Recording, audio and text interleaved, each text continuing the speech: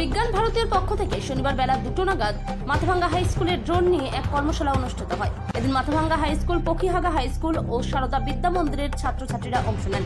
মূলত ড্রোনের সাহায্যে বিভিন্ন রকম কাজ করা হচ্ছে, এমনকি কৃষি ও যুদ্ধক্ষেত্রে এই ধরনের ব্যবহার হচ্ছে। এই ড্রোনের বিষয়ে ছাত্রছাত্রীদের আগ্রহ বাড়ানোর জন্যই এই কর্মশালা এবং মাতৃভাষা বিজ্ঞান মনস্ক করার লক্ষ্যেই এই ধরনের কর্মশালা করা হচ্ছে বিজ্ঞান ভারতীর পক্ষ থেকে। মাথাভাঙ্গা থেকে উৎপল অধিকারী রিপোর্ট, বিগ নিউজ বাংলা।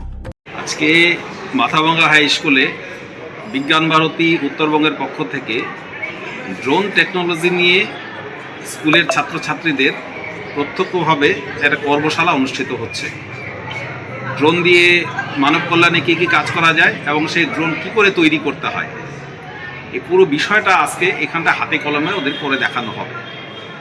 বিজ্ঞান ভারতীর পক্ষ থেকে এখানটা উপস্থিত আছে আমাদের সুকুমার দা, পকিহাগা হাই স্কুলের মাস্টারমশাই।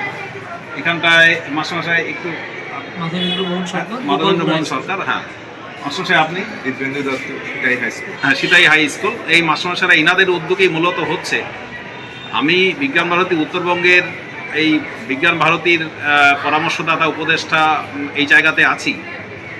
এখানটায় মাথাভাঙ্গা হাই স্কুল, পাশের মাথাভাঙ্গা গার্লস হাই স্কুল, এখানটায় বিদ্যা মন্দির, সারদা তীর্থ তার ছেলেমেয়েরা এখানটায় এসেছে। তারপর এই মাস্টারমশাই স্কুল পকিহাগা স্কুল থেকেও এসেছে কয়েকজন, দেওয়ান বোস হাই স্কুল থেকে কয়েকজন এসেছে। সুতরাং আজকে কর্মশালা অনুষ্ঠিত হচ্ছে। না, মূলত এখন ড্রোন নিয়ে তো যুদ্ধক্ষেত্রেও একটা দেখাশোনা হচ্ছে বা মানে এই ড্রোনের বিষয়ে কি মানে টোটাল একদম পুরোপুরি ড্রোনের বিষয়ে। ড্রোন আজকাল এমন একটা টেকনোলজি যে এটা আমাদের কৃষিকাজে যেমন লাগছে, যুদ্ধক্ষেত্রে লাগছে, তেমনি একটা দিন হয়তো এমন আসবে যে যখন ডেলিভারি বয় কনসেপ্টটাই থাকবে না। হ্যাঁ, জিনিসপত্র যে অর্ডার দিবে সেটা হয়তো ড্রোনের মাধ্যমে আপনার বাড়ির ছাদে বা আপনার বাড়িতে উঠানে পৌঁছে যাবে, সেই দিনটাই আসছে। সুতরাং আগামী যে দিন আসছে তার জন্য ছেলে মেয়েদের প্রস্তুত করা, তাদের কোনো না কোনো একটা দক্ষতার প্রতি তাদেরকে আগ্রহী করে তোলা, এটা হচ্ছে মূল উদ্দেশ্য। এর আগে বিজ্ঞান ভারতীর ক্ষেত্রে আমরা দেখেছি যে এখানটায় স্পেস অন হুইলস বলে একটা প্রোগ্রাম করেছিল।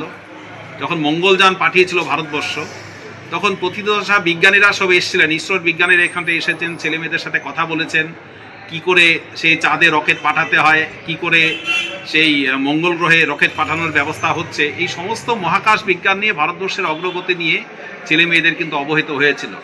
তখন সেটাও কিন্তু ছেলে মেয়েদের ব্যাপক সাড়া পড়েছিল। বিজ্ঞান ভারতীর পক্ষ থেকে আগামী কিছু কার্যক্রম আছে, যেমন গণিতে আগ্রহী করে তোলা, তারপর বেসরকারি স্কুলের মাস্টারমশাইদের বিভিন্নভাবে প্রশিক্ষণ দেওয়া, এই সমস্ত আছে। বিজ্ঞান চেতনার পাশাপাশি বিজ্ঞান ভারতী যে কাজটা করে সেটা হচ্ছে যে ভারতীয় দৃষ্টিতে ভারতীয় চেতনায় বিজ্ঞান চর্চা করা, মাতৃভাষায় বিজ্ঞান চর্চা করা, এটা হচ্ছে খুব বড় বিষয়। স্বাধীনতা পূর্ব সময়ে আমরা দেখেছি আচার্য প্রফুল্লচন্দ্র রায়, জগদীশচন্দ্র বসু, ওনারা বলতেন মাতৃভাষার মাধ্যমে বিজ্ঞান শিক্ষা। কিন্তু স্বাধীনতার পরে আমরা দেখলাম যে এমন একটা শিক্ষা ব্যবস্থা এই দেশে প্রচলিত হয়েছে যে সেখানটা মাতৃভাষায় বিজ্ঞান চর্চার কোনো স্থানই নেই। সেই জায়গাটা বিজ্ঞান ভারতী দূর করার জন্য বদ্ধপরিকর তারা কাজ করছে এবং সেই কাজে তারা ব্যাপকভাবে সফল হয়েছে। এখানে যে কর্মশালাগুলো হচ্ছে শুধু কর্মশালাই নয়, এগুলোর মাধ্যমে যারা সাফল্য লাভ করবে, যারা প্রতিভা যাদের থাকবে, যারা আগ্রহ প্রকাশ করবে, এদেরকে আরও বৃহত্তর ক্ষেত্রে নিয়ে যাওয়ারও ব্যবস্থা এখানটায় আছে, যাতে তারা কেন্দ্রীয় সরকারের তথ্য প্রযুক্তি বিভাগের সাহায্য নিয়ে ভবিষ্যতে গবেষণা করতে পারে।